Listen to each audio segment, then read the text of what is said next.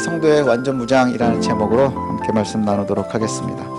에베소서 이제 마지막인데, 에베소서는 하나님의 사랑과 그리스도의 자발적인 희생, 그리고 성령의 내주하심과 보증하심으로 우리가 구원받았다라는 것을 갖다 설명하고요. 그래서 구원받은 백성들은 옛사람을 버리고 새사람을 입어야 된다. 그리고 또 강조하는 것이 뭐냐 하면 이전과 다른 삶을 살아야 한다, 이것입니다. 그래서 그리스도의 몸된 교회가 어떻게 서가야 하는지를 갖다가 이야기를 합니다. 가정에 대해서도 이야기하고, 또 종과 주인에 대해서도 이야기하고, 또 부모와 자녀의 관계에 대해서도 이야기를 합니다. 그리고 이제 오늘 마지막으로 마무리를 하는데, 여기에서 오늘 성도의 무장에 대한 이야기를 합니다. 성도가 성도답게 살아간다고 하는 것이 생각보다 그렇게 쉽지는 않습니다. 여러분들도 계속 살아보셔서 아시겠지만, 성도가 성도답게 사는 것보다는 오히려 세상과 속해서 그 안에서 어울려 사는 것이 훨씬 쉽습니다. 그리고 훨씬 잘 사는 것 같아 보이기도 하지요. 그래서 오늘 사도 바울이 마지막으로 권면하는 것이 뭐냐면 잘 무장하라는 것입니다. 잘 무장하라. 강하게 권면하고 있습니다. 성도가 세상에서 그리스도인다운 삶을 살려면 세상보다 강해야 합니다. 세상보다 강해야 세상을 거스를 수 있겠죠. 우리가 노래 같은 거 하면 제일 좋아하는 게 뭡니까? 물살을 거슬러 올라가는 연어 뭐 이런 얘기 많이 하지 않습니까? 그 물살을 거슬러 올라간다는 건 그 물살을 이길 수 있는 힘이 있어야 된다는 거예요. 그래서 그 힘이 뭐냐? 그러면 잘 그것을 준비해서 무장하라고 하는 것이죠. 그런데 무장을 어떻게 하면 잘 하는 걸까요? 요즘에 무장하면은 이제 방위산업 이렇게 얘기하면 우리나라 되게 무기를 잘 만든다 그러죠. 무기를 엄청나게 잘 만듭니다. 왜 그러느냐? 그러면 긴장해서 싸워야 되는 대상이 눈앞에 있는 게 우리나라밖에 없기 때문인 거예요. 유럽의 많은 나라들, 무기 잘 만드는 나라도 전쟁 끝난 지 오래됐고요. 평화가 길어지면서 무기를 안 만든대요. 그런데 우리는 계속해서 긴장하고 있으니까 끊임없이 개발을 하고 이러는 것이죠. 이게 바로 무장입니다. 성도가 세상에서 그리스도인다운 삶을 살려면 잘 무장해야 한다고 하는데, 그런데 어떤 무장을 하느냐가 되게 중요하거든요.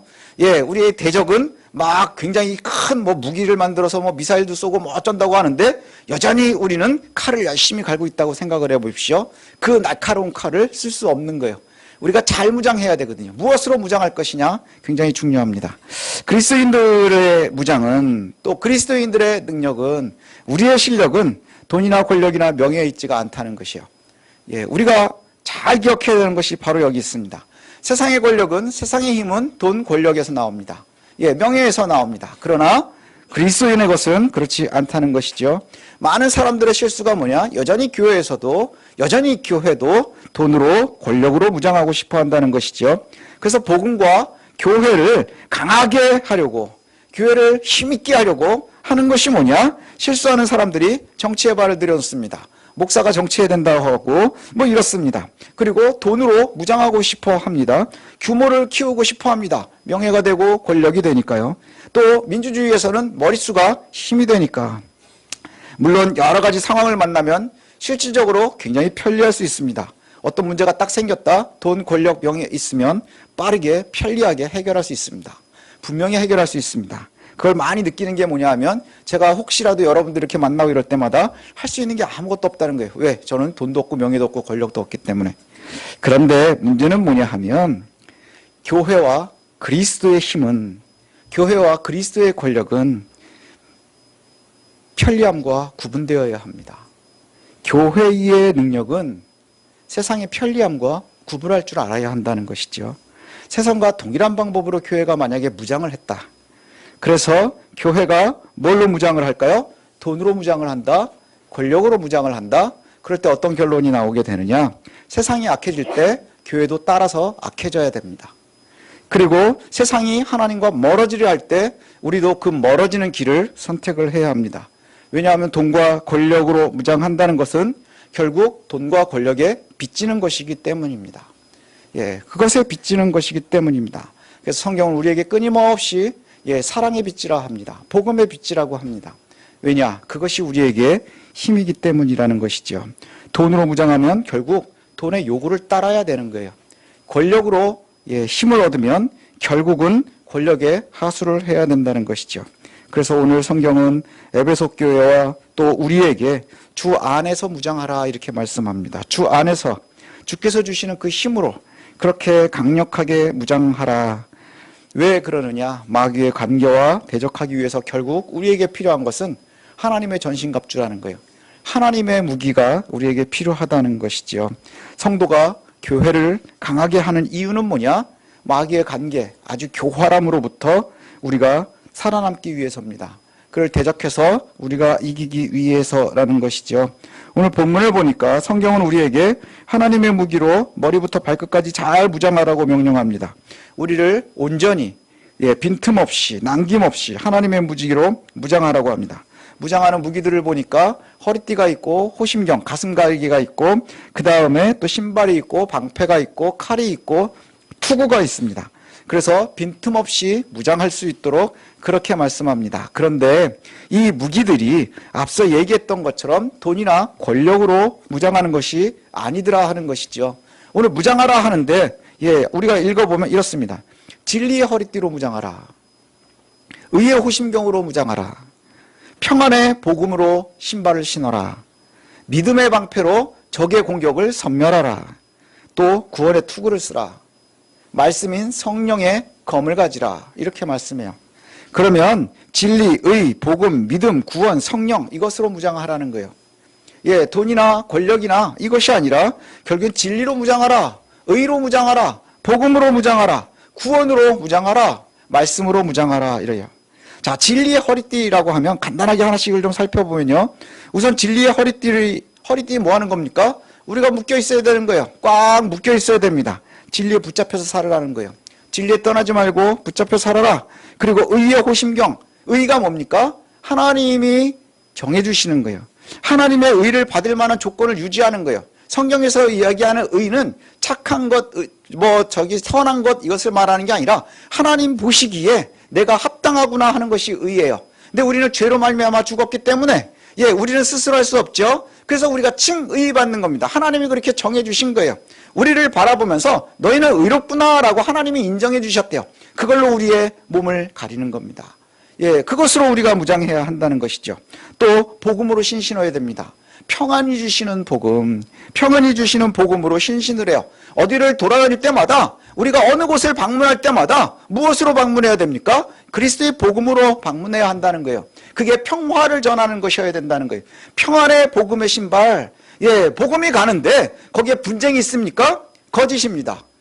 사람들이 서로 미워하도록 만듭니까? 거짓입니다. 그리고 믿음의 방패로 무장하라 이렇게 말합니다. 믿음이 결국은 나를 지키는 거예요. 여러분들도 위기 있을 때, 신앙의 위기 있을 때 한번 생각해 보십시오. 그때가 언제입니까? 우리의 믿음이 흔들릴 때입니다.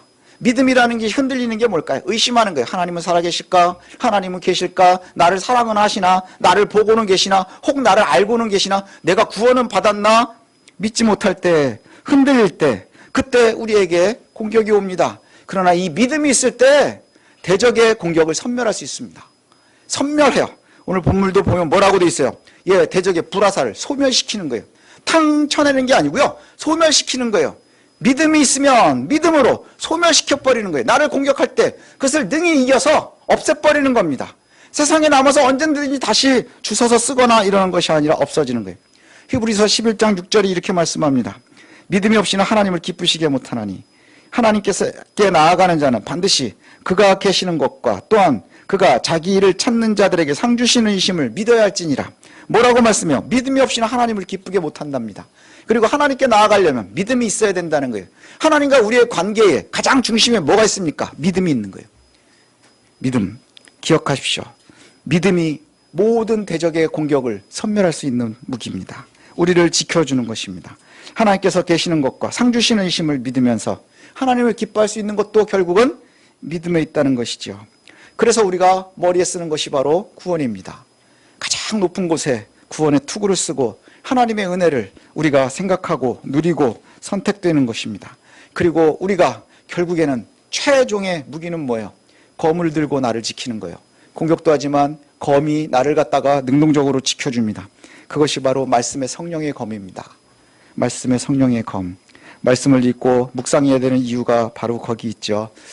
우리가 이 무기를 갖다가 쭉 얘기를 했는데 이 가만히 무기를 살펴보면 결국 하나님께서 우리를 위해서 구원하심을 신뢰하고 의심하지 않고 흔들리지 않고 그래서 마귀의 관계를 막아내는 겁니다. 이게 바로 우리에게 무장하라고 하신 이유이기도 합니다. 무장한 성도는 진리에 매여 있어야 되는 거예요. 그리고 하나님의 인정을 받아야 되는 것이고 또 평안의 복음의 믿음을 가지고 있어야 되는 것이죠. 그것을 굳건히 잡아서 마귀의 공격이 있을 때마다 반응해야 하는 겁니다. 마귀의 공격이 있을 때마다 믿음으로, 의로, 말씀으로 반응해야 하는 겁니다. 잘 무장한 성도가 있습니다. 이것이 바로 저와 여러분이었으면 좋겠습니다. 말씀으로, 믿음으로 잘 무장되어 있으면 좋겠어요. 잘 무장된 성도가 있는데 이제 오늘은 이 말씀을 좀 해보려고 합니다. 도대체 왜 무장했었는지를 놓치지 말아야 돼요. 왜 무장했는지를. 우리나라도 군대가 있지요. 군대가 왜 무장을 합니까? 왜 무장하느냐? 그러면 대부분은 지키기 위함입니다. 잘 지키기 위함이에요. 왜 무장했는지를 잘 고민해야 됩니다. 도대체 이 무거운 것을 왜 내가 하고 있어야 되느냐 하는 것이죠. 무장을 하면 여기에 있는 대로 하면 막 가슴 가리고 흉배하고 띠띠고 신발 신고 이것이 쉽지 않습니다. 그런데 왜 무장했는지를 놓치는 순간에 무장의 의미 없어지는 거예요. 그렇지 않습니까? 왜 무장했는지를 잃어버리는 순간에, 기억에서 지워지는 순간에 내 무장이 의미가 없어지는 겁니다. 여지껏 열심히 우리가 신앙생활하면서도 조심해야 되는 게 바로 이거죠. 열심히 신앙생활합니다. 열심히 막 너무 지나칠 만큼 너무 열심히 해요. 내가 하나님을 정말 사랑하는구나. 그래서 끊임없이 봉사도 하고 열심으로 말씀 보고 기도하고 합니다. 그러다 어느 순간에 이걸 왜 하는지를 잘 모르는 거예요. 그런 사람들의 특징이 뭐냐? 시험 받았어요. 뭔지도 모르는데 그 열심 때문에. 우리가 꼭 기억해야 되는 건 이겁니다.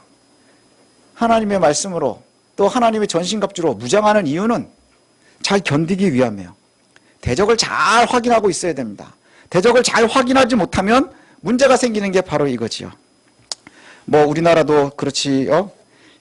우리 작년에 12월부터 해가지고 한 권력자가 오판하면서 그 날 이후로 엄청나게 많은 혼란들이 있었고 아직까지도 정신이 없습니다. 이것이 한 번이 아니고 우리나라는 아픈 역사가 좀 많죠. 총뿌리가 뭘 때문에 군인이 있는 거죠? 대적에게 우리를 지키기 위함인데 이 총뿌리가 안으로 들어오는 순간에 그것이 가장 위험합니다. 그렇죠? 군대가 위임을 받아서 모든 권력을, 무력을 다 가지고 있는데 그게 내가 지켜야 되는 대상한테로 돌아올 때 가장 위험합니다. 영적인 무장도 마찬가지라는 거예요. 내가 잘 무장하는 이유는 뭡니까? 내 대적이 누군지를 정확하게 알고 있을 때 가장 안전해지는 겁니다. 그 대적이 혼란스러워질 때 가장 위험해지는 거예요. 무장한 이유는 오늘 성경이 이렇게 얘기합니다. 선한 싸움을 싸우기 위해서 우리가 무장하는 겁니다.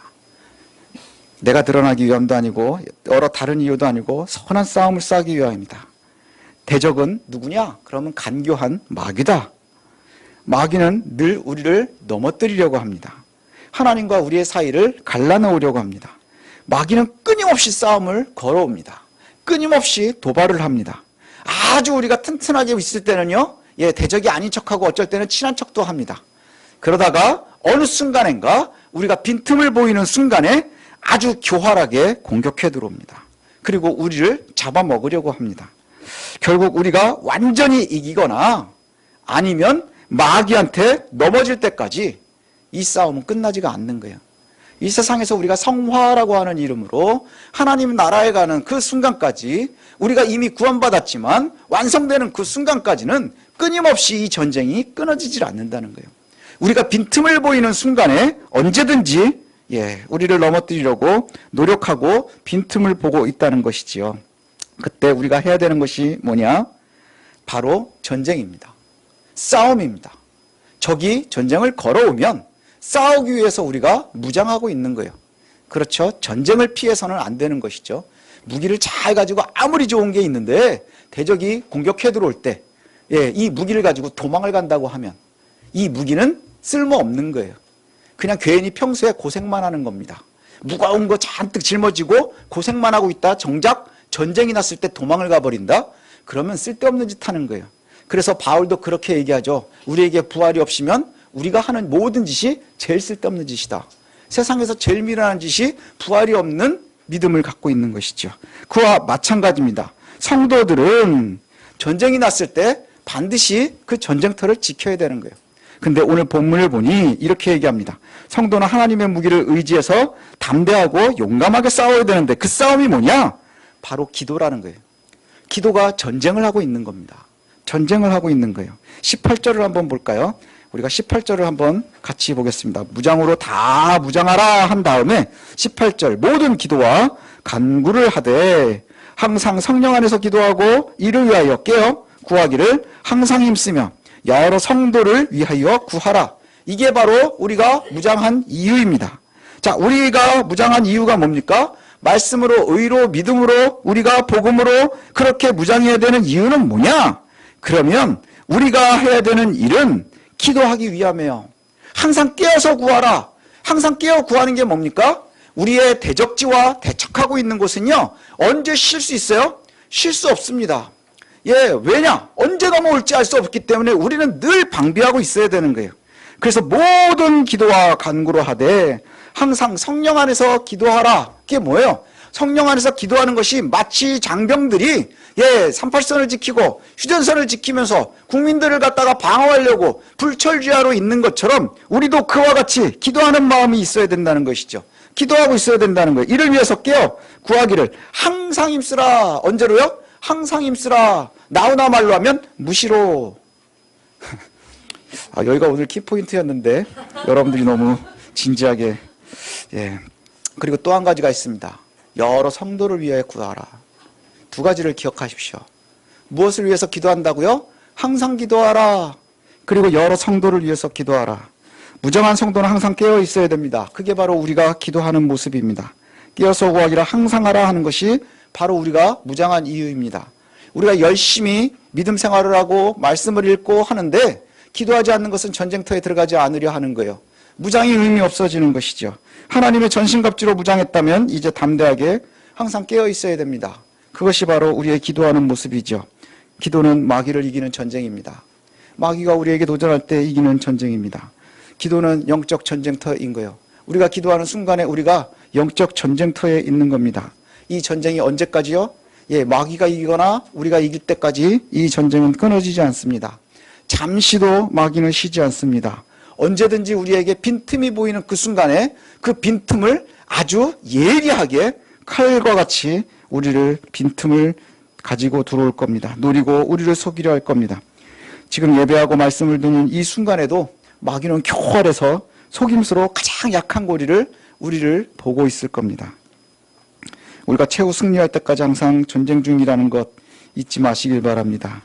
잠시 평화롭게 느껴지는 안전한 듯한 그 순간에도 마귀는 우리의 약한 고리를 보고 있다는 것이죠. 틈이 보이면 공격할 겁니다.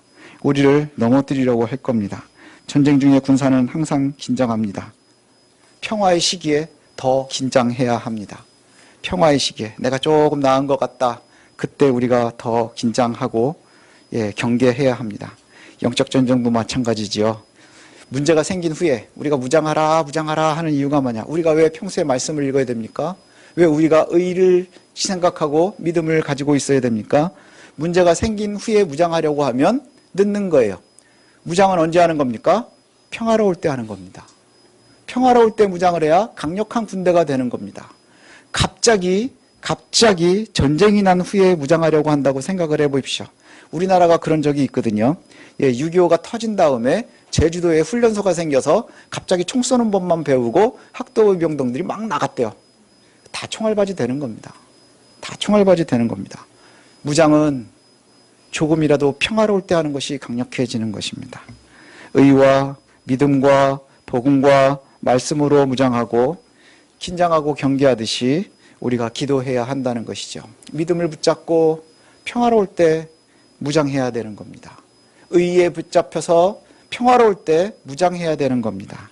그리고 수시로 우리가 전쟁터를 놓치지 말아야 합니다.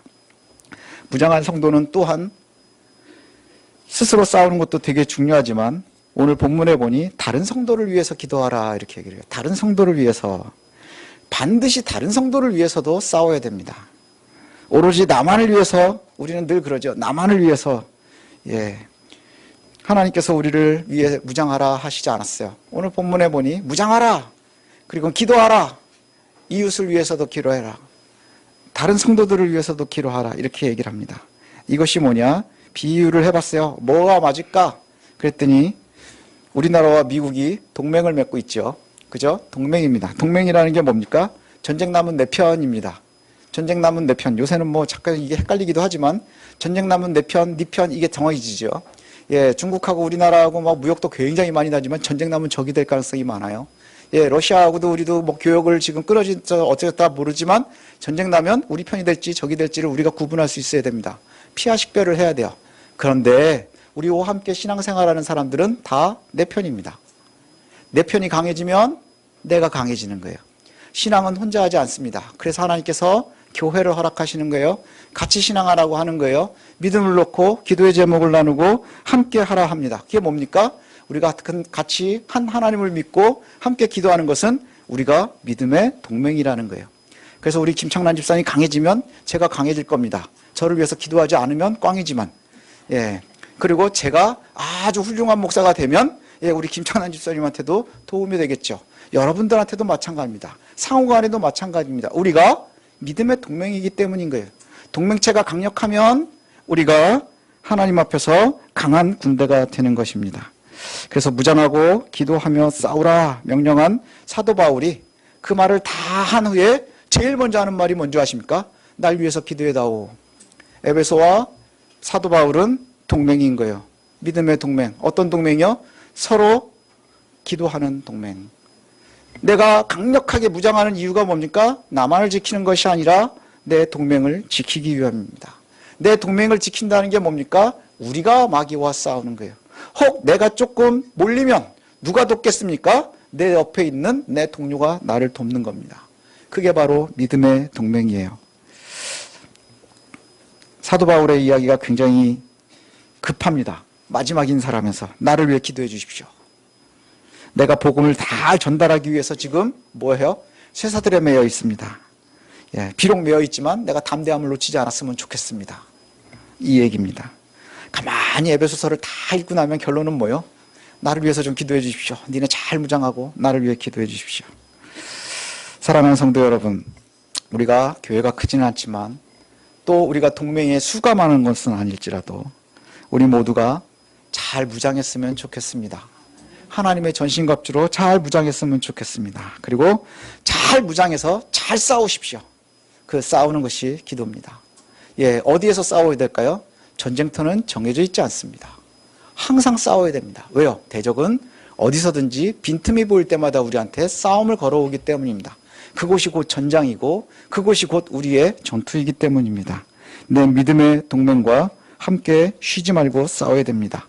힘들 때 동맹들에게 도움을 요청하는 것 당연한 것입니다. 그래서 바울이 날 위해서 기도해달라 제일 먼저 하는 말이 바로 그겁니다. 우리가 서로를 위해서 기도하는 것 쉬지 말아야 됩니다. 동맹을 위해서 기도해야 돼요. 동맹을 위해서도 나는 영적으로 잘 무장되어야 합니다. 여러분, 여러분의 자녀들을 잘 키우고 싶으세요? 그러면 그 자녀가 나의 영적인 동맹인 것을 놓치지 마십시오. 내가 잘 무장해서 그를 위해서 기도해야 합니다. 뭐라고 기도해야 될까요? 그도 잘 무장하기를. 그래야 나도 살 테니까. 이것이 우리가 함께 기도하고 살아가야 되는 전쟁의 모습입니다. 에베소서가 전체적으로 이것을 말씀합니다. 우리가 구원받았음을 잊지 마십시오. 그 얘기는 뭡니까? 우리가 마귀와 대척점에 서 있다는 것을 이야기하는 거예요. 이제 너희가 이전엔 마귀의 편이었는데 이제 그리스도의 편에 섰으니 이제 그리스도의 동맹에 들어왔으니 그리스도인답게 너희가 무장하라. 그 무장해야 하는 것을 앞에 이야기했었죠. 여러 가지 삶, 옛사람을 버리고 새사람을 입는 것, 그리고 그 동맹체가 모이는 곳, 그것이 바로 교회입니다. 우리가 함께 교회에서 신앙생활하는 것, 일주일에 한 번 만나서 그저 안부 묻는 것이 끝이 아니라 우리가 서로 기도의 제목을 나누고 함께 기도하고 위에서 함께 무장하는 그러한 힘있는 강력한 저와 여러분들이 되시기를 소원합니다. God loves you. I pray that you believe in Jesus and receive salvation. 하나님 널 사랑하십니다. 예수님을 믿고 구원을 받으시길 기도합니다. God loves you.